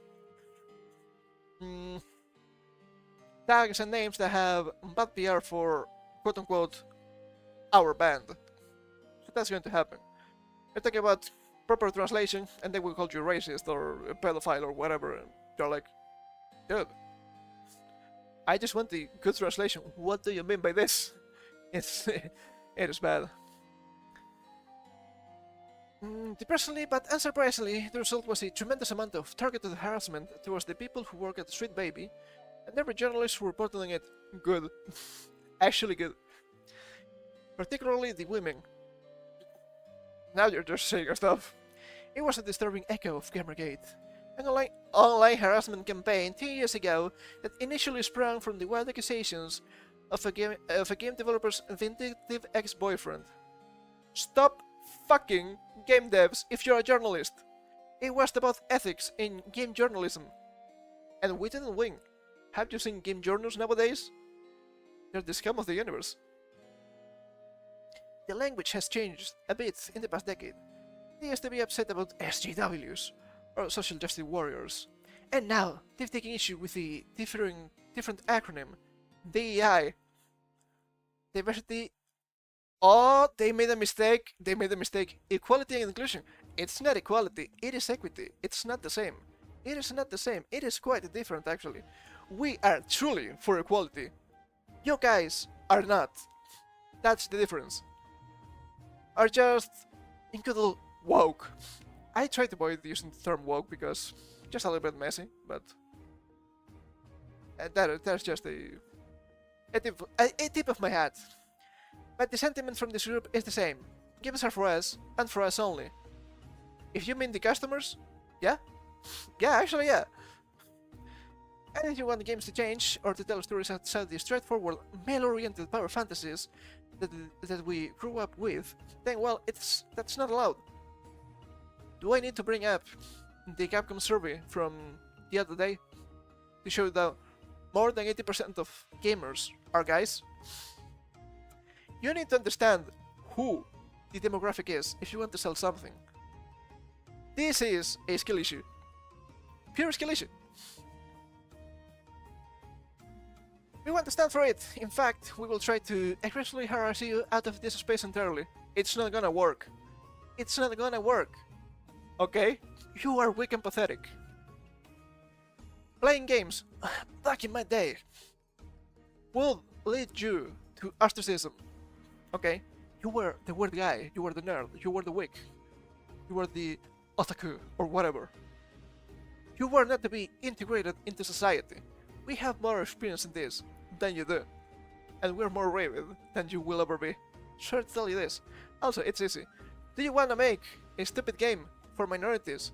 Do you want to make a stupid game for women?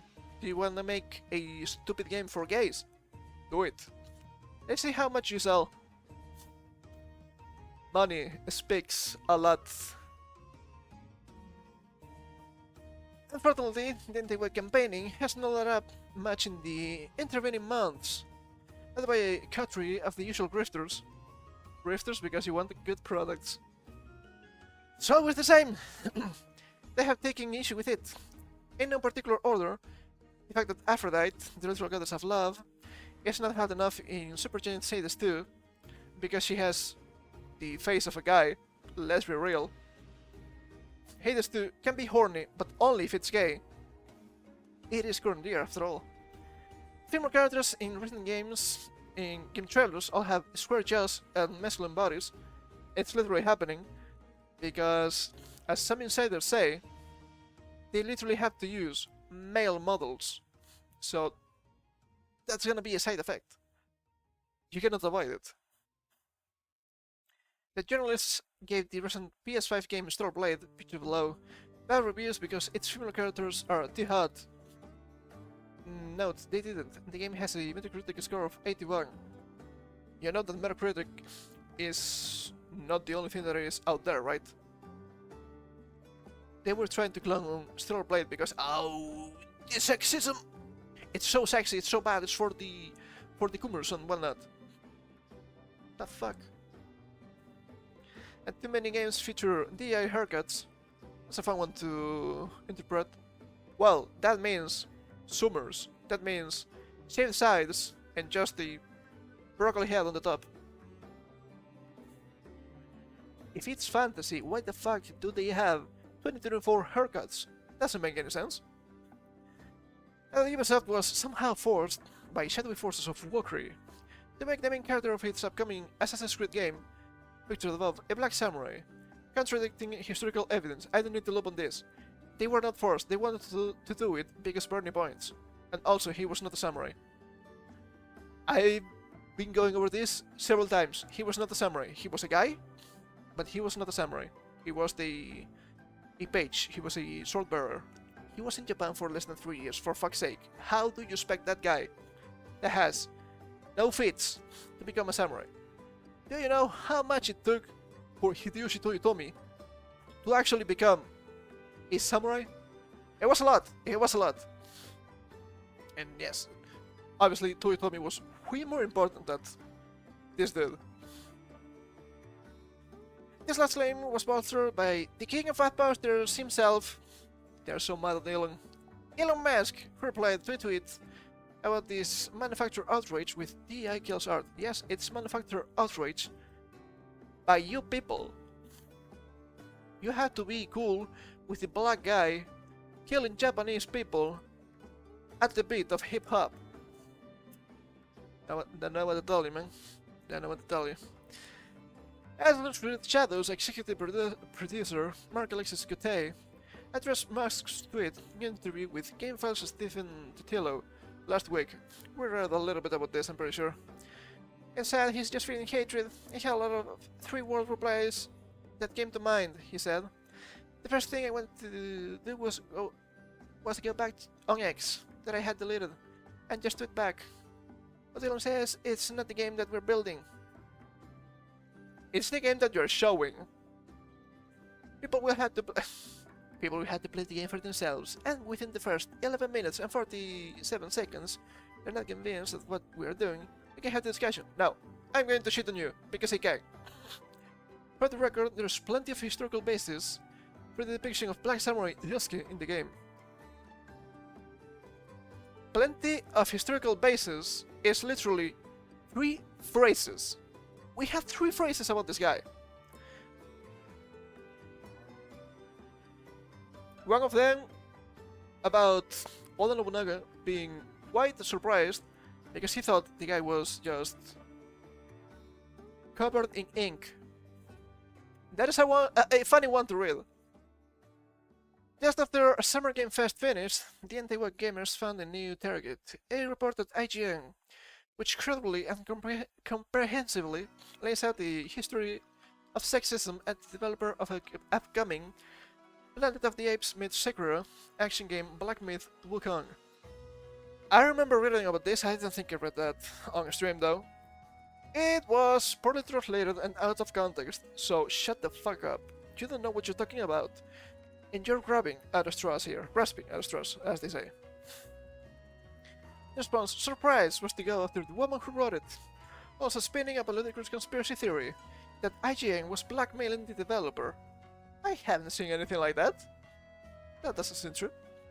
You can go down a rabbit hole of quite jaw-dropping horribleness on any one of these manufactured controversies, but take it from me, it's really not worth it. Yes, because you people keep lying to push the ideology. You're so annoying.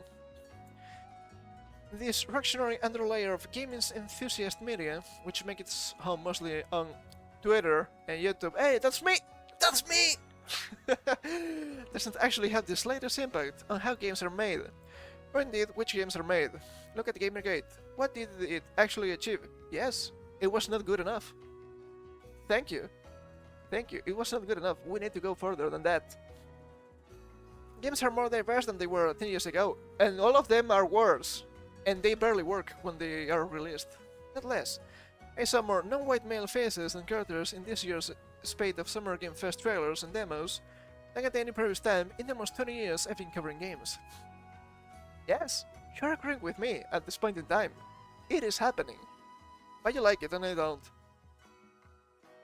But they can still make people's online lives hell for a while. I know this because I've been through it several times. You're a game journal, you deserve it. What the hell, you're not above the law. I was running the Yuki branch of Kotaku. Yuki branch of Kotaku, Jesus Christ. Doesn't get funnier than this. When Gamergate kicked off, and so I had the front row seat for their harassment tactics. Oh, harassment tactics means laughing about this bunch of clowns, which included sending the most disgusting threats imaginable through all the online channels available to them, trying to get me fired by mailing game publishers and my bosses with 2 years of my professional misdeeds and journalistic failures. You're a journal, come on now. You should have integrity, but you don't. That's the problem. With writing about video games from a feminist perspective. 2014. Searching for my and my college's real addresses and phone numbers and family members. I understand they don't have a search for that one, but I'm still not going to believe it. Because saying that is really easy. And posting those details to the subreddits if they found them. Look, if you have that information out there, that's on you. You need more OPSEC, as they say. And putting together unhinged Google Docs with links drawn between SGW journalists and developers. It literally happened, by the way. They were fucking the devs, so they would get better scores, which is funny. Imagine having integrity. Impossible. Some of these bad documents appeared briefly in a recent documentary about 4chan. Oh, evil 4chan! Prompting several of my friends to text me a screenshot asking me if I knew that I was a figure in old alt-right conspiracy theories. Unfortunately, yes I did. Oh, far-right conspiracy theories. I love them. You look at the guys, they're just normal people.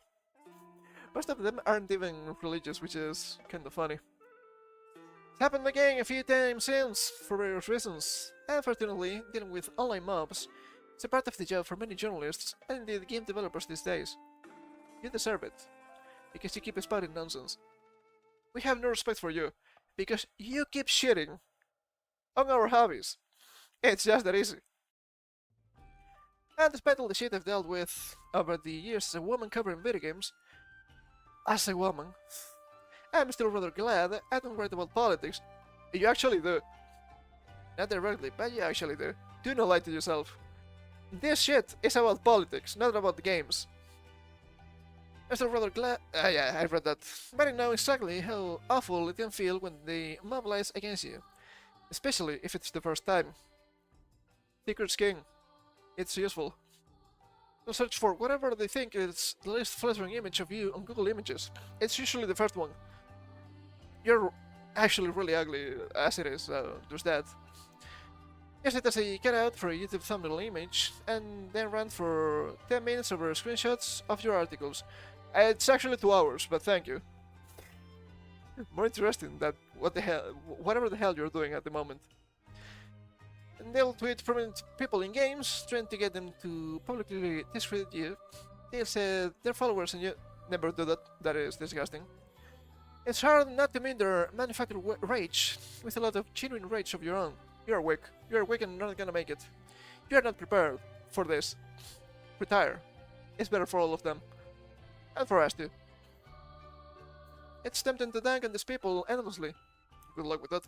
But outrage feels outrage. Literally what you're doing at the moment. Especially now. Yes, that's what I'm saying. When there's literal money to be made posting inflammatory nonsense on X or YouTube. If it was a lie, you wouldn't get money.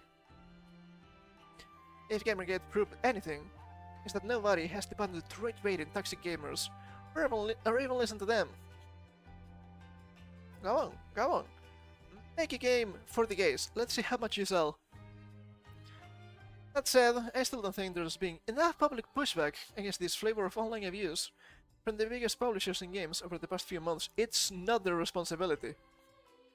But the consultancies they work with, the journalists and critics who cover them, and even some of their own developers have been caught in an online shitstorm. Take it from me, vocal support means a lot. They're gonna lose money if they post cringe. So you're gonna erase that. Most devs understand that the customer is king, okay? Majima said that himself. And it is true, even to this day. Money speaks volumes. Money rules here. They have some more stuff here, but I don't know if that is important. I don't know if that is important. I don't really know how The Guardian do stuff with their articles. It's hard to tell. God damn, man. God damn. But this is everything I have for today, I'm afraid. The same. I'm quite annoyed by all of this. It's so annoying. You can have variety, but at the end of the day, you can have pure fantasy, you can have good stuff, you can have creativity. It's also tiresome. It doesn't matter. I'm gonna keep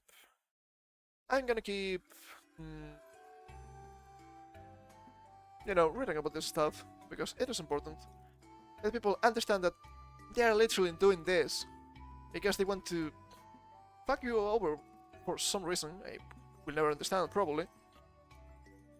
And I will always support the games that are actually good. They don't want to pander to bullshit.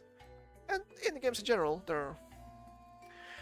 I like them, okay, I like them. Not all of them are good, not all of them are devoid of the current thing. But I'd rather support indies that try to give money and fix big corpus. Some of them want to kill themselves. Let them die. Let them die. Darwinism always wins at the end. You'll need to wake up and see if they don't already. Yeah. There's a lot of how do you call that? Cognitive dissonance. I think that's the term. And people are actually mad. People actually don't like newer games. I didn't realize because they're bombarded constantly by, oh look, this game's so good, oh so fantastic, look, the critics, oh it's fantastic, everyone is playing it, flavor of the month, it's so good. And you see the game, and you're like, holy shit, this is actually trash. What are you doing? You don't need to waste your money and, you know, the fear of the month, the fear of missing out or whatever. It's just bad, man. It's just bad. And I understand that at the end of the day you get really on the edge, and sometimes you have to wonder if you can have fun again. But look, I'm gonna be real. I'd rather not buy any games for the rest of my life than give money to these people, because they don't deserve it. And I'm gonna give a really out-of-pocket example, just to illustrate my point here. I might go to a local convention soon, right? And I don't know if I want to go. I really don't know if I want to go or not, because I look at the website and I see, oh look, they have to respect the pronouns because these people are whatever identity they chose. Oh look, they are pushing for diversity and whatnot. Oh look, this was supposed to be anime, manga, and video games, but for some reason everything is literally gay. You see rainbow merchandise literally everywhere, and like, dude, I'm not having fun. I'm not having fun, and I don't wish to give money to these people. Why would I give money to people that I don't like? People that hate me, and they're offering me something that is bad. They're so stupid. There's no reason for it. Completely agree. Completely agree. As I always say, dude, if you wanna be gay, I don't give a fuck. But if it's a convention for nerd stuff in general, let it be about nerd stuff in general. And most of the times the nerd stuff is just 50% Genshin Impact, and that is annoying, but that is a different problem, right? If you're gonna be like, ah yes, oh, look at this. A couple of years ago, it was literally a couple of years ago, another nerd convention that was on a city up north that I usually went yearly. I stopped many years ago because, for once, COVID, and on the other hand, once again, they had nothing of value for me. For some reason, they had a concert of a local music band of women that was extremely feminist. I was like, what does this have to do with games or media even? I don't understand. But it was Flavor of the Month, and they have them there. I was like, I'm not giving money to these people. Fuck off. I'm so tired of this. Here's the day when gaming and board games comics weren't invaded by the Reddit users and far less into politics. I miss it when it wasn't popular. Yeah, absolutely. And I never played D&D other editions. I only played 5th edition. It was the one we had, and if we wanted to get all the friend group to play, we needed a simple one. But I took a look, for example, at 3rd edition, the book, and I was like, this game is better. 3rd edition is literally better than 5th edition. It's way more interesting. It has way more nuance, and even the mechanics are actually better. But, as we have seen, correct opinions. We love it. We love it in here. It's also tiresome, man. It's also tiresome. And of course, people are gonna shit on me because, you keep complaining about stuff. Yes, because they are making stuff that I liked into stuff that I don't like anymore. Keeps happening with board games, with video games, with series, movies, and whatnot. I want to like stuff, and you people are making it so fucking difficult at this point. I played D&D a bit, but I ended up playing Marvel. It's D&D, but Marvel. That sounds fine. That sounds fine. Actually, D&D has a lot of offshoots. They have a Star Wars one too. When we were made fun of because we were called nerds and geeks. And I have to say, I was quite lucky. In my middle school, we weren't really shunned for it, okay? There were some... We actually got a lot of people into anime because one of the openings from Death Note.